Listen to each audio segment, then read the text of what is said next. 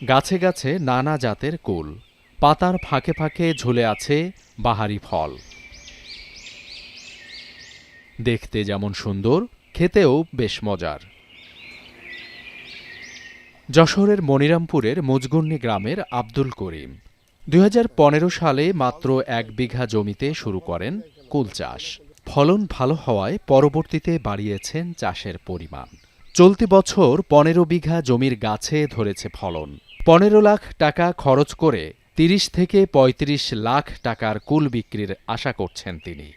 তার মতো অনেকেই কুল চাষ করে হচ্ছেন স্বাবলম্বী। প্রচুর চাহিদা, এমন কোনো দিন নাই যে আমরা 50 মন 100 মন 150 মন পর্যন্ত আমরা ফল উঠাচ্ছি, মার্কেটে ভালো বিক্রি হচ্ছে। এই কুল চাষে আমরা খুবই স্বাবলম্বী হয়েছি। কেউ চাষ করতে চায়, সে চাষ করে স্বাবলম্বী হওয়ার সম্ভাবনা। স্থানীয় বাজারে কাশ্মীরি আপেল, বলসুন্দরী ও থাই আপেল সহ বিভিন্ন জাতের কুল বিক্রি হচ্ছে প্রকারভেদে ৪০ থেকে ১০০ টাকা কেজি দরে। স্থানীয় চাহিদা মিটিয়ে যাচ্ছে দেশের বিভিন্ন স্থানে। দামও ভালো পাইছি, অতিরিক্ত ফলন হয়েছে। ১৩০ টাকায় বেচতে, এখন একটু ৭০-৮০। ফলন হিসেবে দাম কম হইলেও প্রচুর লাভবান।